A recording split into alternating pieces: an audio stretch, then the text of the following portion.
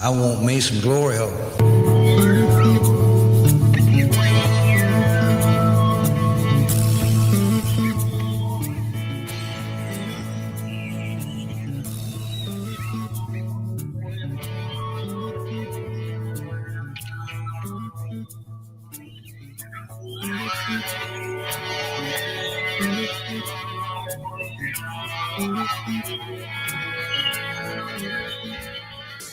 Oh, yeah. Hello and welcome to the FGH Radio Show. If you listen to us on Fishbowl Radio, watch us live on the Facebook page, live on the YouTube channel, listen to us on Apple Podcasts, Spreaker, SoundCloud, or Spotify, live or recorded any way you can afford it, baby. We thank each and every Glory Hole Seeker for tuning in this week. I'm your host, Bo Stevens, and I'm joined here, as always, by my good buddy Longhorn. And Longhorn, right off the top, you always tell the people what we do, how we save them money, how we win them money, how we make them money. But we don't just provide that service. We try to provide services throughout any walk of life that we come across, helpful tips or, things to inform the public so that you're more informed, might make your life a little easier. And I've got a little tip for everybody. If you haven't been to Jamaica in the past, few years, there's a new process for getting in that country. So, and I thought it was a scam when I first got the email saying, hey, we need you to go online and fill out these customs forms on our Enter Jamaica website. I'm like, yeah, give you my passport. That seems sketchy. But I did call the resort that we're staying at. And yeah, it's legit. So you have to go online and fill out a form. You have to verify that you've smoked weed for at least 10 straight days before you enter their country. Health purposes. Yep. So you don't die there.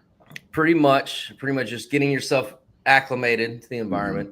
But then, yeah, you fill out all the forms, customs form, and then apparently you're done. So it's actually, if that's going to be that one less hassle, it's actually a pretty cool service that the country of Jamaica is doing. But anybody going there soon, you do have to do that. So 7 days, at least 7 days or less prior to. So it's not a scam. It looks like a scam. It sounds like a scam. It's actually legit. So. That was just a long-winded humble brag that he's going to be going to Jamaica for 7 days. That's all. He just wanted to get in and let everybody know. 8 days, but I'm sorry, everybody. But I mean, just so you know, I don't know. You'll probably be going to work and doing things and sweating out in the heat doing work. I'm going to be in Jamaica. So he made up some bullshit story about reservations and passports just to let everyone know, hey, guys, I'll be on a resort in Jamaica coming up. We are FGH. What do we do? Well, my buddy told you, we make you, save you, slash all the things money during the football season. Think of us as your football stockbrokers.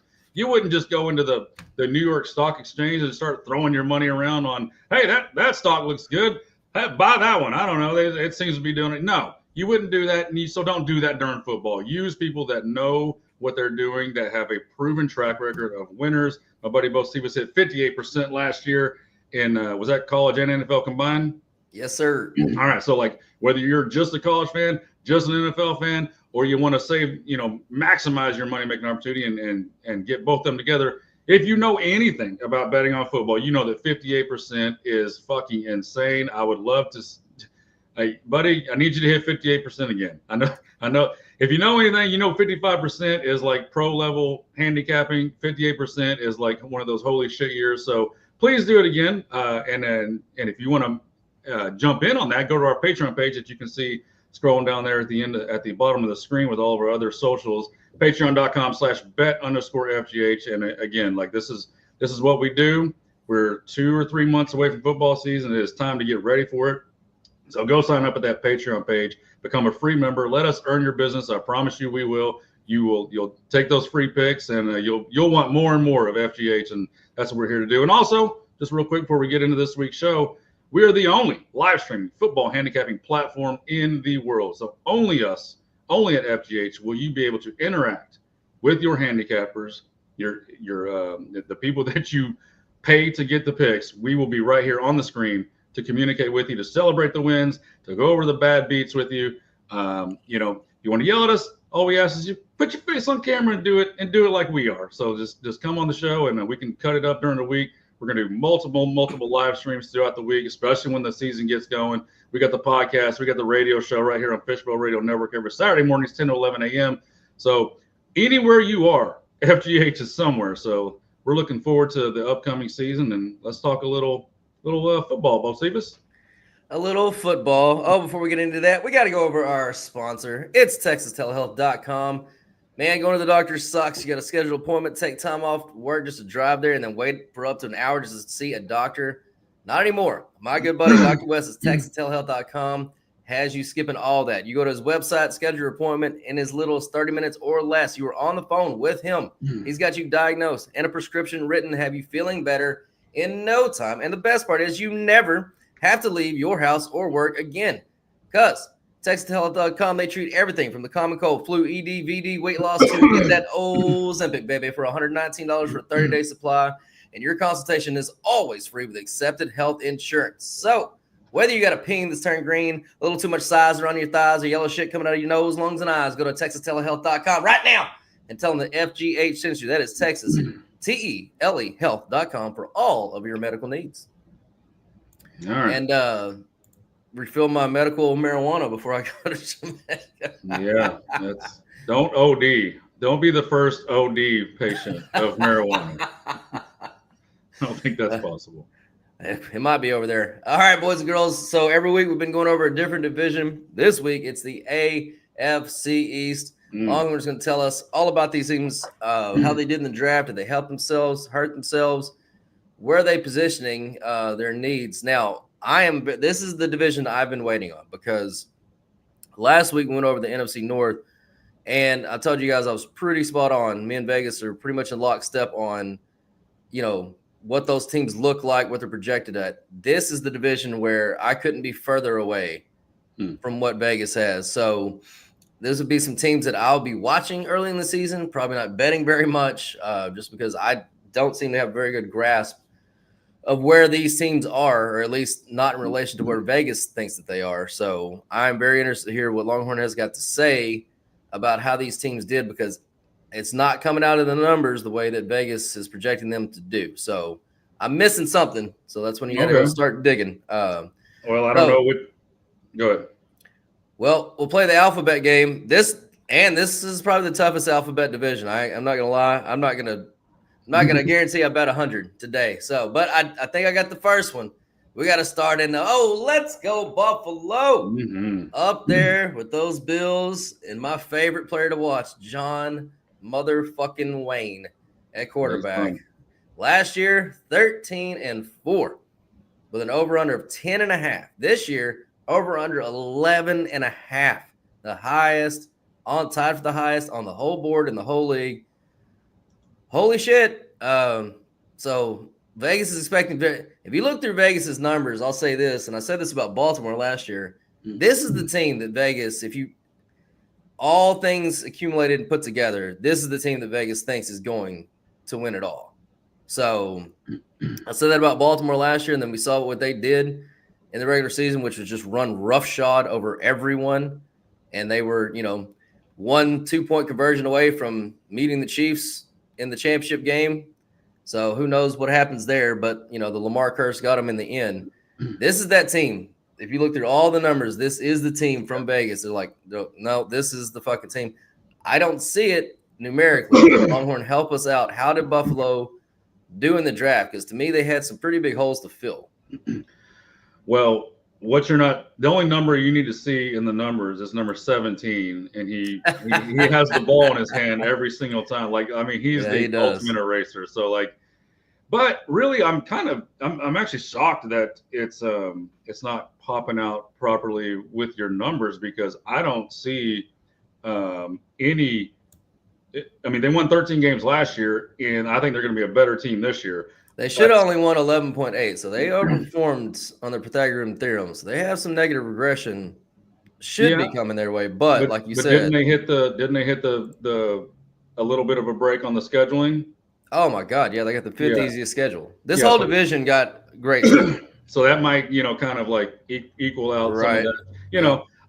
Just to me, when I look at the roster again, you do all the numbers, so I'm not going to argue at all on that side. But looking at the roster between free agency and the draft, they attacked perfectly needs and for a team that really, didn't have a whole lot. I mean, obviously, a 13-win team, you're not going to have a whole lot of holes, especially at the starting positions.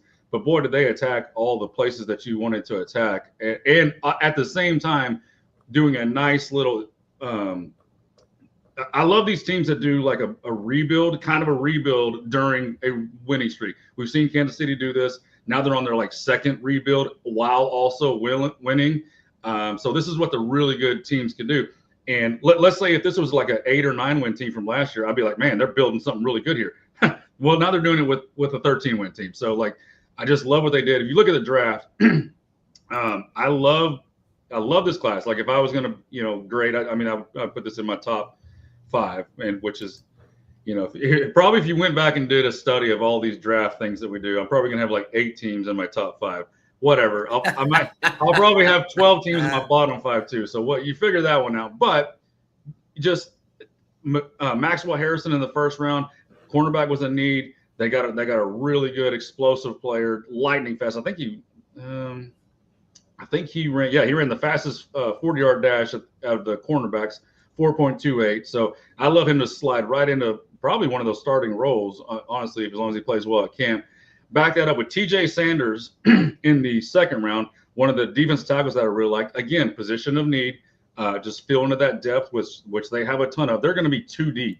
I like Dallas Cowboys too deep on the front 4. So like the front 4 and in the back, the next wave of 4, they are too deep, coming at you in waves. And one of those players is a 3rd-round pick, Landon Jackson, who one of my players I really liked coming out of Arkansas, 6'6", 6'7", 260 pounds, long, strong.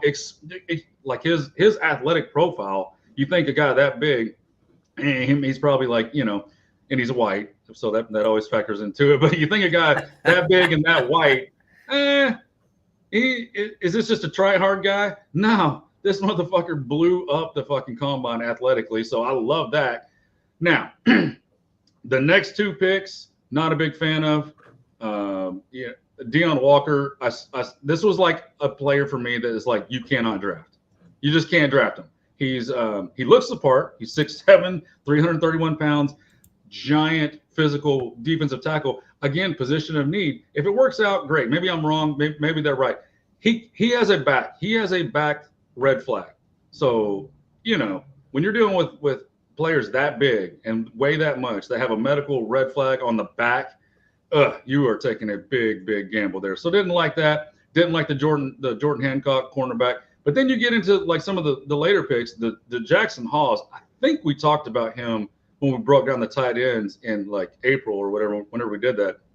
This is just a road grading type, blocking tight end type. And you got the Caden Prather. He's a in the 7th round, take the top off type, long, skinny receiver with high speed.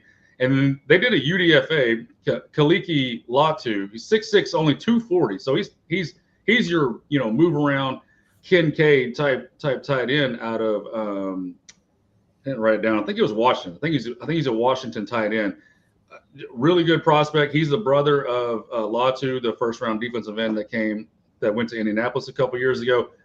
So I like that UDFA dart throw. I mean, so really I like everything that Buffalo does. And we'll talk about the free agents that they attacked all over this roster, again, with depth mostly. But they're too deep everywhere, both teams. I don't see a dip in this team at all. I can't pick another team to win the Super Bowl outside of this one as of right now. We still got some time, but. Yeah, Alex said Vegas is all in on them. As far as the draft perspective, people at The Athletic, they disagree with you wholeheartedly. So they gave it a D.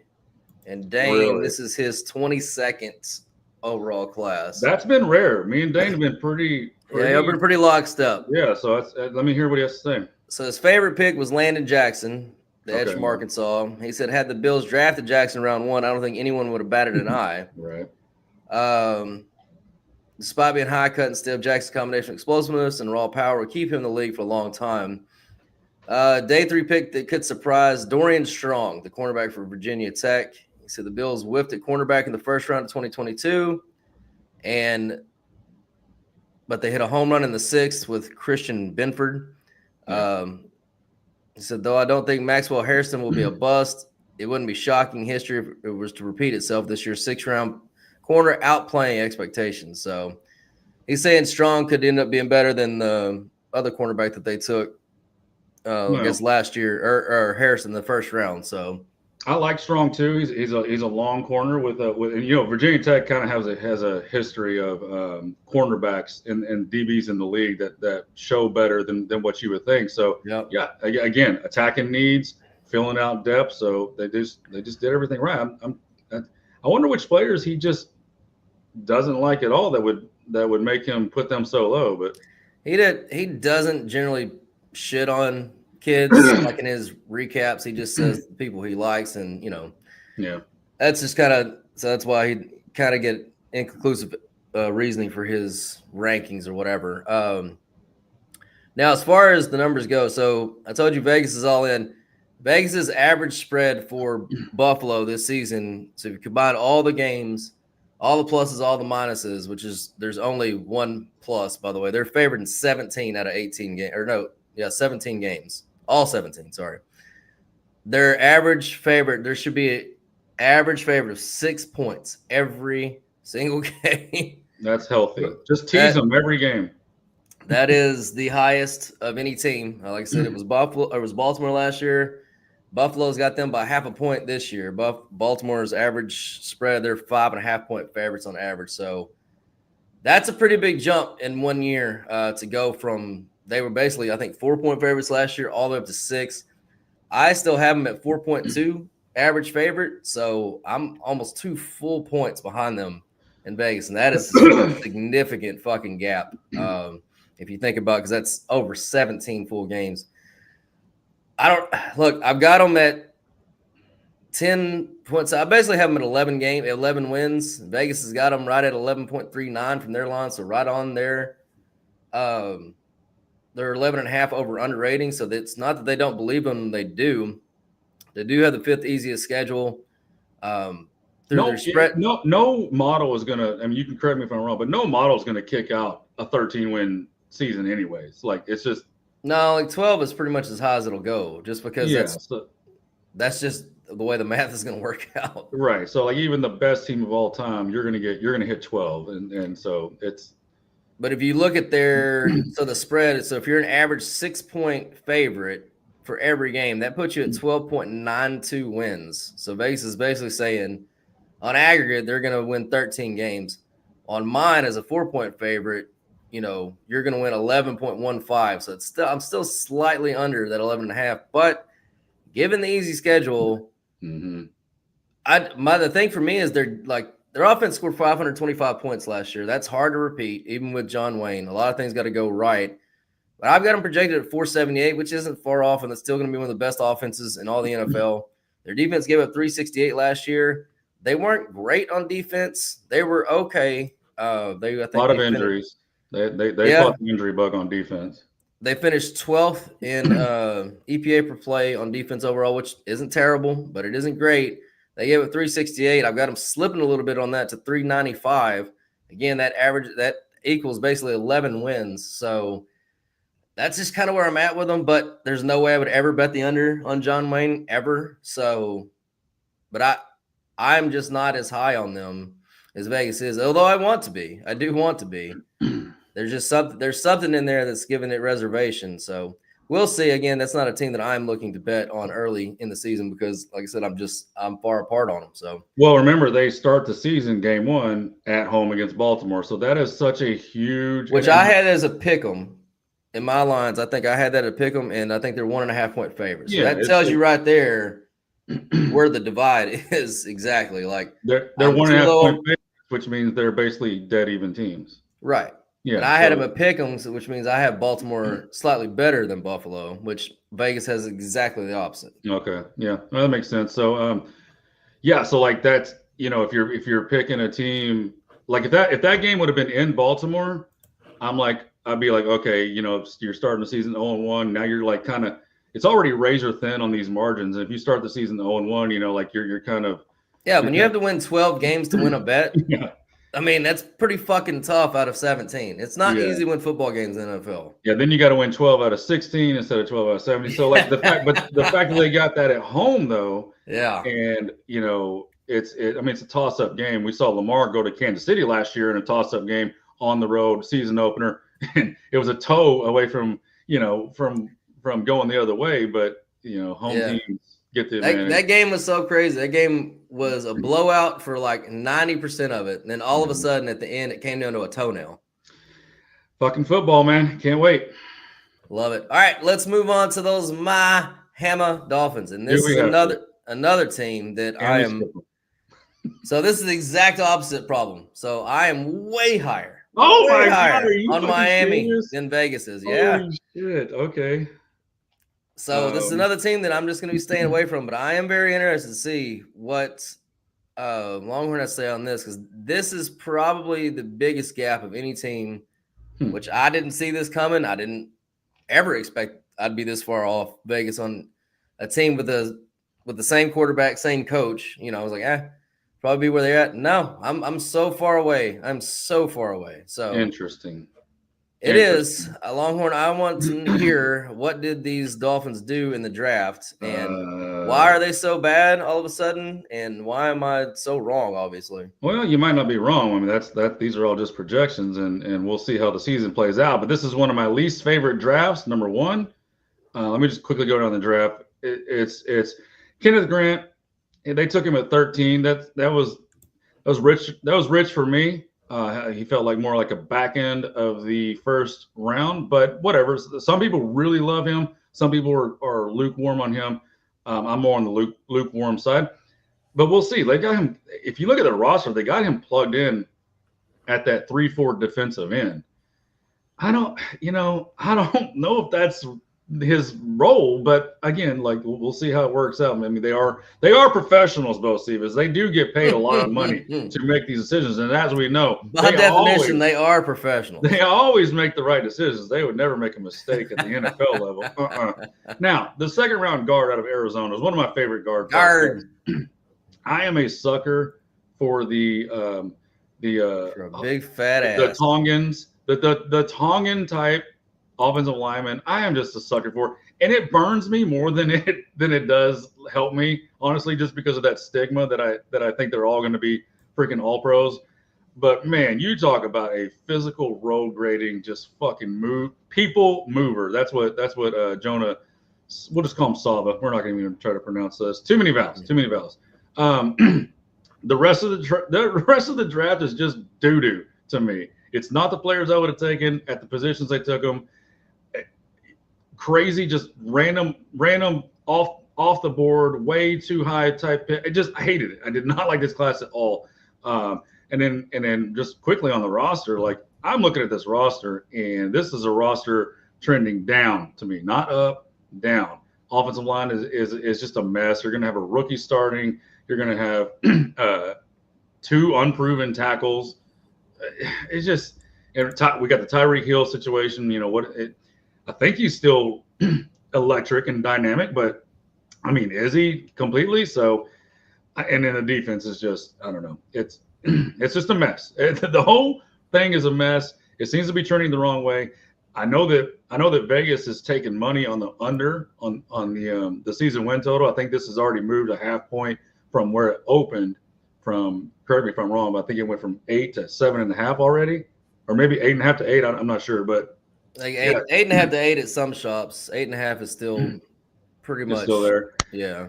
I just don't like the direction of this team. I don't like the draft feel of it. It feels like a team that's just throwing darts and doing their own thing. So I just not a fan. I'm gonna be down on Miami for this year for sure.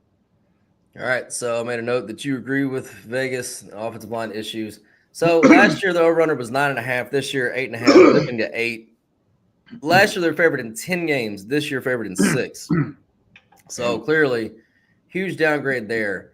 Now I guess where the divide is for me is on this. Their offense was so bad last year because which we talked about. Like if you're betting on the Dolphins to go over, that means you're betting on Tua to stay healthy. Period. And he hasn't shown that he's really able to do that. If he's not able to do it again, it's going to be rinse, wash, and repeat. But last year, they only scored 345 points. And if you just project a healthy Tua there, you're going to be right at 400, even with all the issues they had and production issues they had. Their defense wasn't too bad last year, 8th overall in EPA. They gave up 364 points. I got them projected to be around there. They have the 6th easiest schedule. So, again, everybody in this division has got an easy ride through the schedule. Interesting. They hit exactly on their Pythagorean theorem last year. They won 8 games. They should have won 8 games. So, no regression there. I don't know. I know this. Vegas has them as projected as a dog of 1 point on average throughout every game, and I've got them at a 1 point favorite. So 1.5 point favorite, actually. So we're 2.5 points apart. And from their lines, Vegas is telling you they're going to win 7.65 games. So they're a full half a game to a game, depending on what line you get, under their own projection. So that tells you really all you need to know right there, that Vegas is not expecting good things. And we don't even know what the roster shakeout is even going to eventually be, because Jalen Ramsey, we know, is going to be eventually traded, hopefully to the Rams for my sake, for futures. What's his name?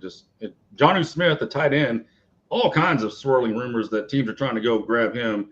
And they're kind of like, I don't know, do we trade him? It just feels like a team that's in a complete rebuild. And of course, you've got Tyreek Hill. Don't be surprised at all if this team starts, I don't know, 2-4, 2-5. We know that he's going to start chirping and he will blow up a locker room if it isn't going well. He's not getting his catches. Which he probably will. I mean, again, it's 2 but if they're losing, I mean, why would you keep a player like that? If he's having a productive year and they're losing, why would you not trade him at the deadline and actually go through with this, what looks like a rebuild? Yeah, I think you got to. I think Coach Logic, though, unfortunately for him, I don't think he's going to survive a rebuild. So, and I know that Tua is not going to survive a rebuild. Like, once they're done with that dude, they're done. But such is life when you draft tiny quarterbacks. We've advised against it for a long time, but people continue to do it. Now, if I squint my eyes and I try to see like what your numbers are putting out, you don't necessarily have to have a great offensive line with a quick passing game that Tua and the coach have. You don't necessarily, and on the defensive side, a lot of injuries last year, especially with the pass rushers. So you're going into the season now where your number 1 pick from last year, Chop Robinson, Jalen Phillips, and Bradley Chubb, if they're all healthy and ready to go, that's a banging 3-man pass rushing unit. And they were, like I said, they were already top 10 last year as a defense overall. So, but that was with Jalen too. So that was for sure. But there's also a team scoring no points, which we both know. The defense's best friend in the NFL is a good offense, because it keeps you off the field and it puts you in positions where. Because when you get to play defense on a team that scores a lot of points, the other team knows they have to score a lot of points, which puts you in an advantageous situation as defender. You know you're going to get more passing plays, more opportunities for a rush, more opportunities for interceptions. The other team's offense can't just stay in their rhythm or do what they want to do and plod along. They know they got to go score the ball. So the offense makes everything go, and it makes defense so much easier to play on the other side. And when you can't score the ball, oh boy. Yeah, and all that's fair, but now think about this, because we're going to be in a world where they brought 2 Jags in to play, like the secondary is going to be a problem. I don't care how good the pass rush is, it's still going to be a problem. So like they brought in 2 Jags from Detroit and the Jets, just 2 Jags. So that's 2 new stars on the in the secondary. When Jalen Ramsey gets traded, there'll be 3 new starters in the secondary, and the other 2, assuming you're running nickel most of the time in the NFL. The other 2 are someone named Storm Duck, a college free agent, and someone named Kader Kohu, which most people don't know who that is, but he's actually one of the better he's also a college free agent, but one of the better nickel slot corners. So he's fine, but like we got issues over here on in the secondary when Jalen Ramsey gets traded. And I was just looking back through their drop back and their rush EPA. So their drop back EPA was the best part of their defense. So they already weren't that great against the run. If you make them not so good against the pass anymore, yeah, could be problems. Obviously, you think so. Vegas thinks so. I'm not going to argue with you. I just know that I won't be betting on them or against them early in the season, because clearly I have no idea what I'm talking about when it comes to the Miami Dolphins. So, Well, but that's the beauty of football. I did enjoy the fact that you and what I'm wrong. I like for everything to line up against me, so that I don't have like any thing like, well, maybe no. Like everybody, you hated the draft. People Athletic, they gave the Dolphins one of the 4 Fs that they handed out. They got one of them. God. Dane, that's his 31st ranked class. All right, we're back. We're back, Dane. Me and you're best friends again. So his favorite pick was your Tongan guy out of Arizona. Oh yeah. Go ahead and say it. Go ahead and knock it out. Sabine. Remember, you just take out 8 vowels, and then then white people can pronounce it. Well, he said the cost was high, but Miami had to address his trenches with an impact player early in the draft. So he said experience outside of tackle, but natural guard who should continue moving up the depth chart throughout his rookie season.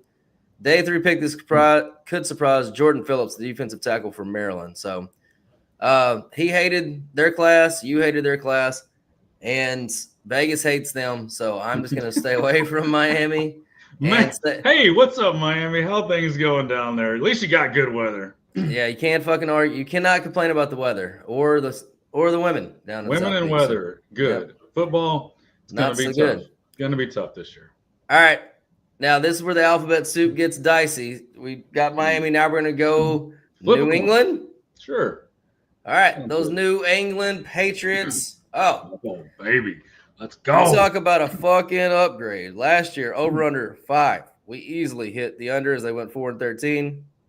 This year, Vegas says, 7.5. 7.5. 2.5 games upgraded on a team that won 4 fucking games last year.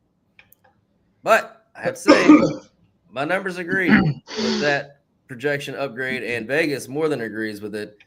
They've got the second easiest schedule in the entire NFL. So that helps. And they should have won 5 games last year by the Pythagorean theorem. So they have positive regression coming their way. New head coach, Mike Vrabel. So Longhorn, how did Vrabes do in his maiden voyage with his beloved Patriots? I wish we could spend the rest of this show on New England. I am so in love of the direction of this team. We can. It is our show. Well, I don't think the good people, the New York Jets fans, would appreciate that too much, but they suck. So we can take as much time as we want on New England. I just love the direct. You know me. I like the roster builds. I like arrows going up, and those are teams that just do things the right way. Not surprising that when you bring in a real head coach like Vrabel, that things are going to immediately turn around. But that doesn't mean that they would go and take so many of players that I really like. So again, with this draft, I kind of did a little cheat because like if I was grading like the first 5 rounds, I would put an A+. But then what happened was they all went on vacation, put it on auto select, and just said fuck the last 4 picks because they had 4 picks in the 6th and 7th round, and I hate all of them.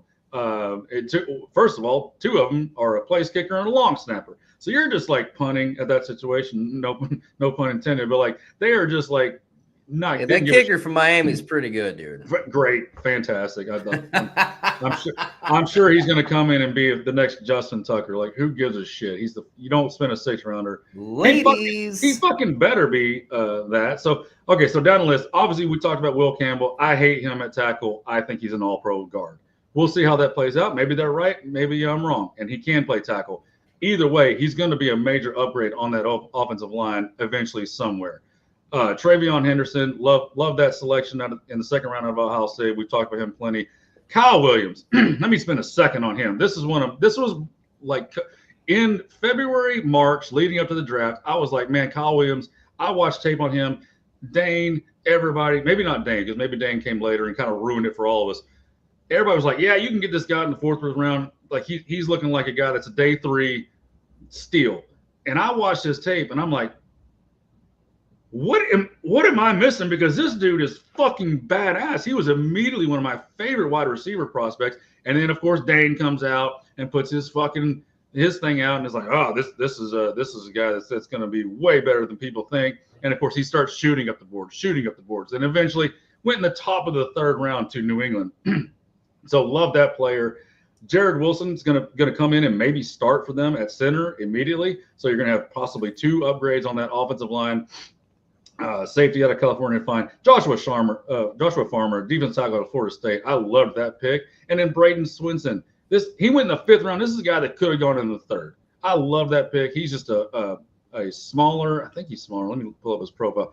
I remember him just being a blur on the. Yeah, he's 6'4", 255. Perfect fit for New England. Just he has that bend that you're looking for. That's rare to find in these in the 5th round. So top 5, A+. They went on vacation in the 6th and 7th, but overall loved it. All right. Well, it took us all the way to here, but we finally got Dane's number 1 class. So there we go. New England Patriots. Now, overall, the athletic, everybody grading did not quite agree with that. I think they have a B grade. Yeah, B grade. But Dane, it was those kickers and long snappers. That will knock you down. It will. It should. But this is Dane's number 1 class. So his favorite pick, Kyle Williams, Washington State wide receiver. Said the Patriots drafted 4 offensive players in the top 100, all of whom project as early starters. Holy shit. Mm-hmm. They drafted 4 fucking starters on offense. Well, 2 offense. If the 2 offensive linemen come, well, we know that Will Campbell will. But if Jared Wilson takes that center job, then you got Kyle Williams and Travion Henderson. Like let's fucking go, baby. Yeah, that's pretty awesome. He says.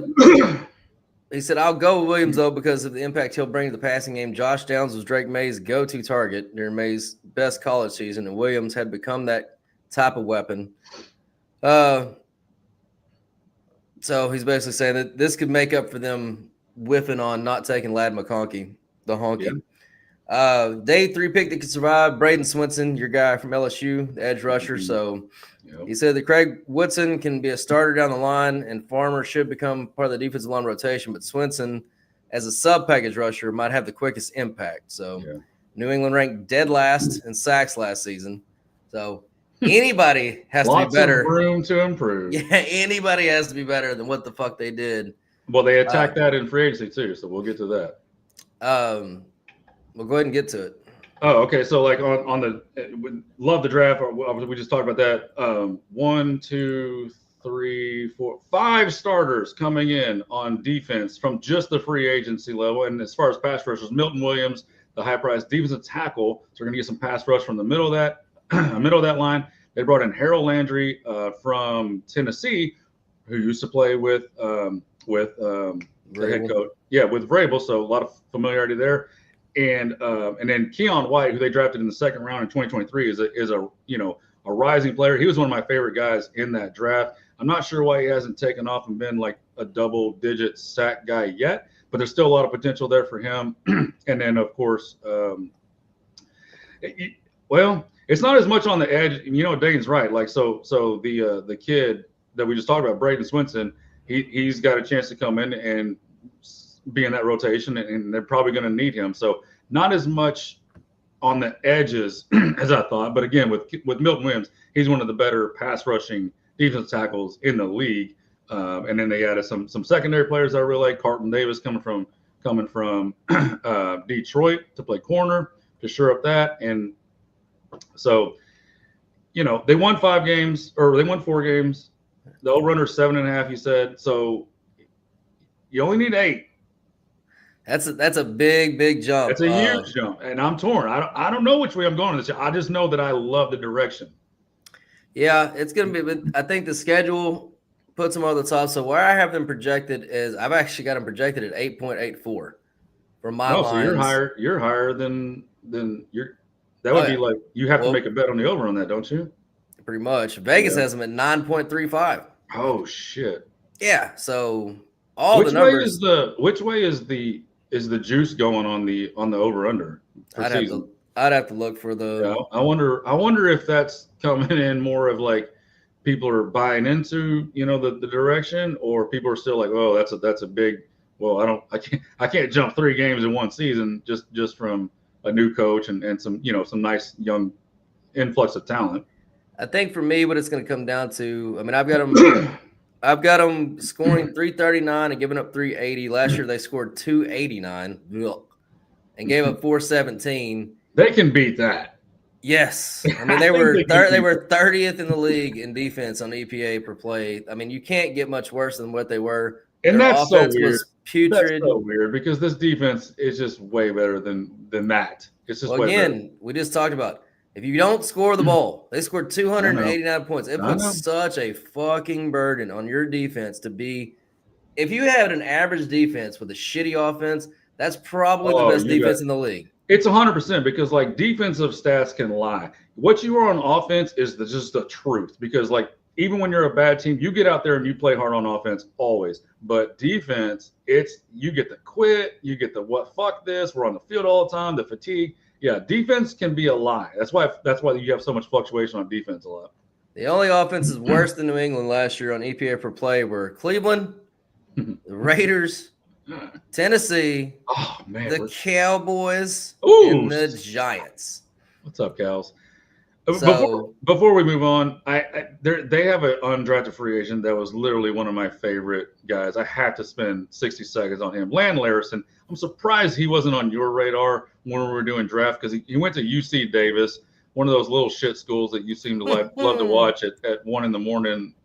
on a drunken bender Saturday night. This guy, 6 feet, 250 pounds. He had 20. Chunky. No, he's jacked. 1,400 rushing yards last year, 800 receiving yards, 23 total touchdowns. He was an undrafted free agent that could have gone in that 6th, 7th round possibly. He's already there's already that kicker. Yeah, you had to have him.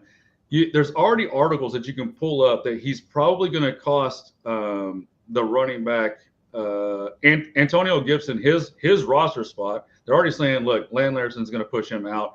Obviously, they got the rookie Travion Henderson, he's secure, and Ramondre Stevenson, he's still secure for at least this year. But don't be surprised at all. Land Larison, you better remember that name because this is your Christian McCaffrey light. He does what Christian McCaffrey does on the football field. He's a little white guy. He looks just like Christian McCaffrey. Like Christian McCaffrey, heavy, 250 pounds. He's built just like Christian McCaffrey. He can split out and play wide receiver just like he is. I fucking love this kid. I will mark it down. He is making this roster 100%. I like it. UC Davis some love. All right, we got to move on quickly now to those stupid New York Jets. Jets. Oh, last year. Oh, talk about this is the opposite of the expectation tree. Last year over under 9.5. This year 5.5. 4 game downgrade. Last year they were favored in 14 games. This year 2. So my numbers in Vegas, well, me and Vegas are pretty much on lockstep with the Jets, which that was one of those ones I didn't know if I was going to be, but we're literally 3. If you take all 17 games and combine them all up, plus minuses, Vegas had them at plus 72.5. I got them at plus 69.5. So we're literally 3 points apart. So I feel good about this. The only team in this division I feel good about my preseason projection on.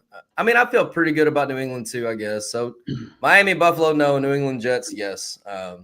But tell us how awesome the Jets obviously did in the draft, Longhorn. No, I'm not going to tell you that. But I'm glad that you feel good about this team because this is one of those teams on the roster that I don't have a good feel for. I can't get a good – so many moving parts with coaching staff and players. It's just I don't know what to do with this team. I don't particularly love the draft, but I don't hate it. I don't particularly hate what they've done, in the roster build, but I don't particularly like it either. So I would probably just defer to you because there's so many moving parts that of just kind of like guys. And I just don't. This is going to be a team that I'm going to wait and see what we're looking at here. Justin Fields, we have no idea what that's going to look like in this offense. I've already talked about it. We know it's not going to be good. Probably say, but once again, you're looking at all the fucking offseason hype is, Justin Fields. Yeah, and he did. Remember, he did. He was like 7-4 as a starter. Like he does win games, even though he's not a good quarterback. So this is a tough team for me to get a handle on because of a lot of different factors. Now, I will just say, I still, once again, talked about this pre-draft. one of the worst wide receiver rooms I've ever seen. But when you got Justin Fields, maybe that's just not part of their plan. As far as the draft goes, really love the tackle they took out of Missouri. So that's an instant starter. And the offensive line is starting to look really good for the Jets, by the way, to go along with the theme that they're going to be a running, rely on that type of thing and play some defense. Mason Taylor, tight end out of LSU. I didn't have a good feeling on him because all he did was run bullshit little tight end screens at LSU, but people love him. They say that he was misused at LSU and he could be a dynamic player in the NFL. We'll see. Cornerbacks from Florida State, helmet scouting, I love it. Anytime you can get a DB from Florida State, I'm all in. I like that player too. The rest of it is just no, I hate it. Maybe the worst fourth-round pick of the entire draft, Arian Smith, hated that pick. He's not a good player. He went to Georgia. He took him in the fourth round. Could have got him in the sixth, whatever. So overall, did not love the draft, and overall do not love the roster. But I don't know what to do with this team. Yeah. So Dane has them his 13th overall class, and they gave him a D overall in the grade. So again, torn. Yeah, but Mamimbo, I'm gonna remember you. That guy, he's the number one. That's Dane's favorite. Pick, he said they did an outstanding job the first 3 rounds addressing needs with starter level talent. And his day 3 pick that could surprise Malachi Moore, the safety out of Alabama, in the 4th round. The other 4th round pick they had that apparently wasn't the worst pick of all time, as you said, the Arian Smith one was. Yeah. I mean, overall, they scored 338 points last year. That was with, a very pedestrian Aaron Rodgers out there, which even that guy is better than Justin Fields. So how you get better? Well, they got the 14th easiest schedule. That's the other thing. Of all the teams in this division, they got the hardest schedule. So you got the worst team that gets the hardest schedule. So how do you win 6 games? I mean, I've got them right 5.7. Vegas has them 5.7. We're both spot on that. It's just like you said, it's hard to project numbers higher than 12. It's hard to project totals lower than 6 also. So when you get in this territory, you're a really shitty fucking football team. And that's just where they're at, man. Their defense, I gave it 404 last year. I've got them projected to give it 385, so a little bit better on the defense and even a few more points on offense. That spells exactly 6 wins. I'm going to have to bet the under on them just because they're going to be one of those teams that I'm going to have rated as below average, and that's just equals an under.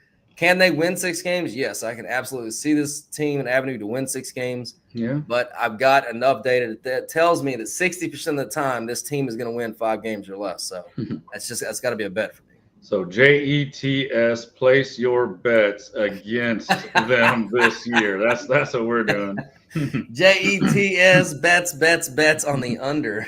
Under. Thumbs down. Thumbs down, no stars. Yeah, last year favorite 14, this year favorite 2. Again, that's the Rodgers factor. You went from, what we were all thinking could be the last hurrah of a Hall of Fame quarterback to a guy who probably still shouldn't be starting in this league as your starter, and a brand new coaching staff. And I don't know. Like I said, we're like in lockstep, but we're in lockstep right at that 6-win mark. So it's one of those ones that I easily could lose the under bet on. I could see that happening, but I'd pay to lose it. Again, you got to, you're going to have to show me your cards on this one. Yeah, let's pay to lose that one. All right, Longhorn, tell them about that fabulous Patreon and where they can get all the rest of these picks, including my college totals. Our first round of over-unders are already posted and up, and it will be a growing list, but I think there's already 12 or 13 up there. Okay, so go to patreon.com/bet_FGH and get those hot off the press over-unders for the college football season. We'll, of course, be pumping out much more on the Patreon page to come. We are FGH. You can see how to find us on the scroll down at the bottom. We are all over the place, live streaming, podcasts, radio shows, anywhere you look, FGH is going to be there. So people, stop throwing away your hard-earned money on a guessing game. Let the pros do the heavy lifting. So sign up, tell a friend, and join in on the fun of watching football, drinking beer, and never pay a bookie again. Come on.